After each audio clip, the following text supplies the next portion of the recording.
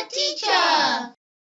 Hey guys, in this lesson I'm going through parallel and perpendicular lines, what they are and the relationships they have.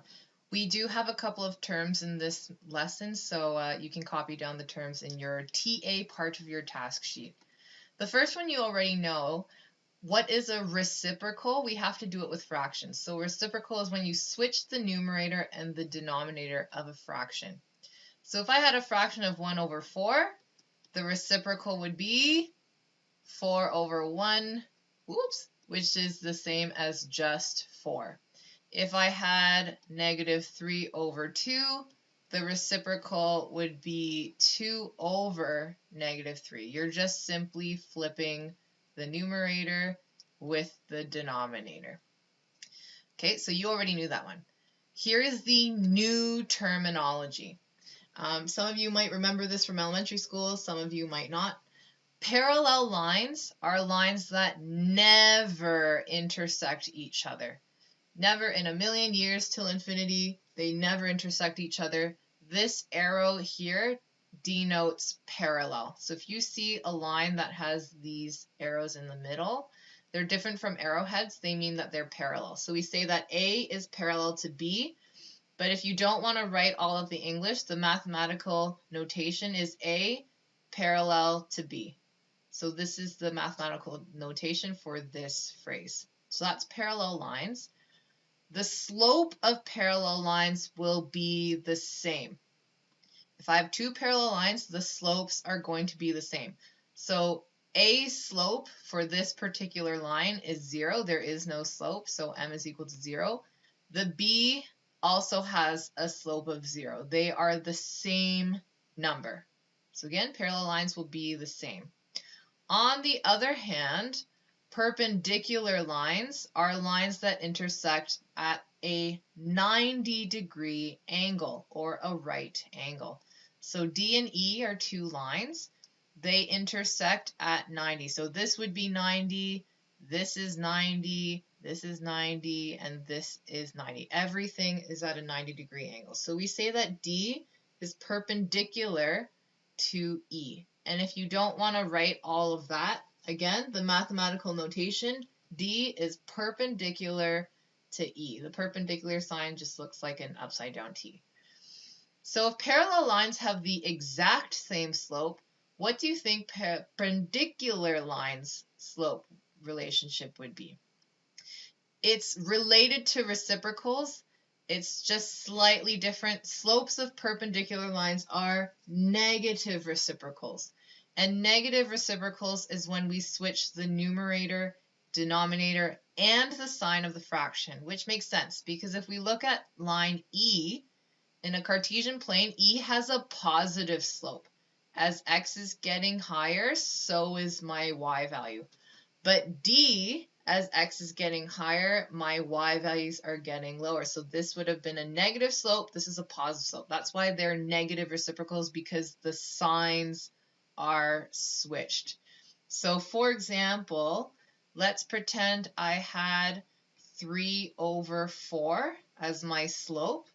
If I want to know what a perpendicular line is, the slope is going to be negative 4 over 3. Okay, another example, let's pretend I had a slope of negative 8. The negative reciprocal, there's again an invisible one for all whole numbers. And because it's a negative, my slope is now going to be positive, and you don't really need the positive sign, but I just want to emphasize it. It's positive 1 over 8. So if I didn't have my positive sign, it's just 1 over 8. That is the negative reciprocal of negative 8. So we're going to do a couple practice questions. So it's your turn here in the negative reciprocal activity to say what the negative reciprocals are. So you want to pause the video and see if you can figure out what the negative reciprocals are. So in 3 over 4, and I have, I don't know, give me a number, 10 over negative 41, and C is, I don't know, negative 0.7. So pause the video and see if you can figure out what the reciprocals are. I'm going to go through the solutions right now, so don't cheat. So the negative reciprocal of 3 over 4 would be negative 4 over 3. Because it's positive, I need it negative, and I flip the numerator and denominator. Here I have 10 over negative 41, so the reciprocal is going to be positive 41 over 10, and again, you don't need the positive sign, it's just for emphasis. This one maybe would have been a stumpy question for you guys. It's a decimal. I have negative 0.7 over 1. The reciprocal would be positive 1 over 0.7. And again, I don't like having decimals as fractions. So 1 over negative 7 equals 1.428. I'm just going to round that to 1.4. And it's positive. Hopefully you got all those right. We're going to do another practice one here. So example 1. If the equation of the line is as follows, what's the slope of a line? So y equals 3x minus 4. If it's parallel, that means that the slope is the same. And if they're perpendicular, that means that slope is the negative reciprocal. Sorry for the mess writing. So what is my slope in y equals 3x minus 4? My slope is 3. So I'm just going to copy that number here because it's parallel. My m is equal to 3. What's the negative reciprocal of 3? That is m equals negative 1 over 3. Again, I encourage you to pause this video and see if you can fill out the chart yourself. But I'm going to go through solutions now. What's the slope here? Negative 1 over 2. It's not 1 over 2x, it's negative 1 over 2. I just didn't write it as a fraction for that one. So what is it for parallel? M is the same, so m is negative 1 over 2. And what is it for perpendicular? The reciprocal, the negative reciprocal is m equals plus 2, or just positive 2. Y equals 3 over 2x minus 1. What's my slope? My slope is 3 over 2, so parallel m equals 3 over 2. What is it for perpendicular? The negative reciprocal is negative 2 over 3. And the last one, I don't see a number here. There's no slope, I don't think. No. Again, if you see negative x, it's the same as negative 1 times x. So my slope is negative 1, and the negative reciprocal of negative 1 would be m, oops, that's supposed to be red, m equals positive 1.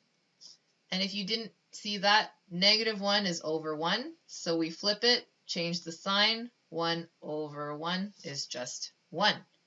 Hopefully you got all those right. Good job if you did.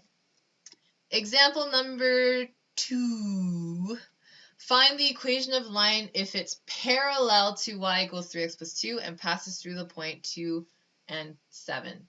So what do we care about if it's parallel? We care about having the same slope.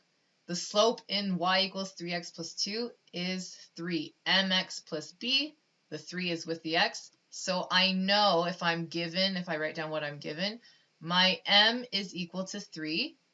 And remember, if I have a coordinate, these are my x and y values in y equals mx plus b. Standard form is much more difficult to do in this case. So I have my x value, it's equal to 2, and I have my y value is equal to 7. Plug those in and you'll see what we're solving for. So y is 7, slope is 3, x is 2, and do I know my b value? No, I don't. So I have to solve for it. So 7 is equal to 3 times 2, which is 6, plus b. I got to bring the 6 over to the other side by subtracting 6. So 7 minus 6 is equal to b. B is equal to 1. So my final answer for this, if I want to know the equation of a line, y is equal to my slope, which is 3. It's the same as that one, 3x, plus 1, which was my b value. Find the equation, and that should be example 3. Find the equation of the line if it's perpendicular to y equals 3x. It passes through 2, 7. So it's the same exact question except perpendicular. I care about my slope, which in this case is 3. If it's perpendicular, that means I want the negative reciprocal. So what am I given? I'm given my slope, which is negative 1 over 3. I'm given my x value and my y value. X is equal to 2. Y is equal to 7. Plug it in your formula. Again, I advise you to pause the video and see if you can do it, but here's the solution. Y, oops, not y, I already got y. So y is equal to 7 equals negative 1 over 3 times x, which is 2, plus b, got to solve for b again. So 7 is equal to negative 2 over 3 plus b. Got to bring my fraction to the other side. It's going to become positive. There's no multiplication here. It's not divided or anything. So 7 plus 2 over 3 is equal to my b value. So b is equal to, what is that? 23 over 3. And I just did that because I knew that I had to multiply this by 3. I had to multiply 1 by 3. So this is 21 over 3 plus 2 over 3. That's how I got this. Plug back b into my final answer. Y is equal to my slope, which had to be negative 2 over 3x, plus 23 over 3. And that is my final answer for slope y-intercept form. Last example, find the equation of a line that is perpendicular to 4y minus 16x minus 20 equals 0 and passes through the origin. Now, you might be asking, I don't know what slope is in this case. There's no y equals mx plus b form. This is standard form. Oh, well, do we know how to convert standard form to slope y-intercept form?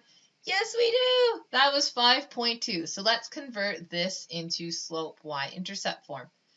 So I want to keep the 4y on the left side, but I want to bring everything else over.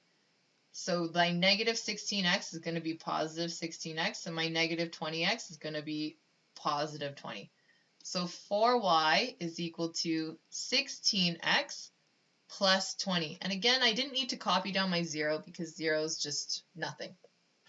Divide everything by 4, and I told you that if you have trouble recognizing when you do everything over 4, then you should divide each individual part by 4. Then it's much easier for you to see slopes. So 16 divided by 4, 20 divided by 4.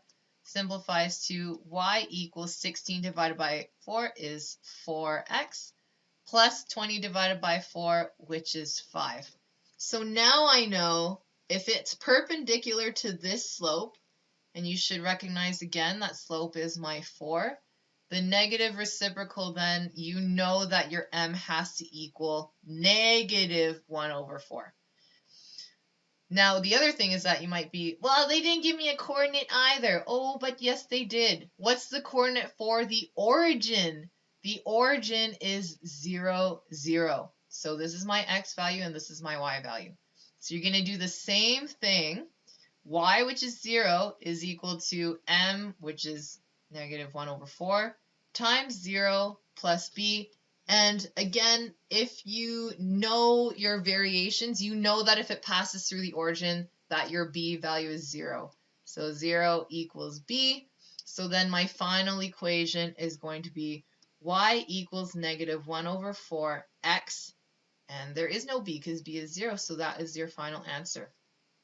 On a test, if you have something like this where it's passing through the origin, you still have to show me or explain to me that b is 0. You can't just leave it out because then I don't know whether you knew that b is 0 or whether you forgot to solve for b. So on a test, you need to show me this, or you need to say, oh, it passed through the origin, therefore it's direct. So there is no b value. Now, quiz time. Record your answers and get someone to mark it. You know the drill. Good luck.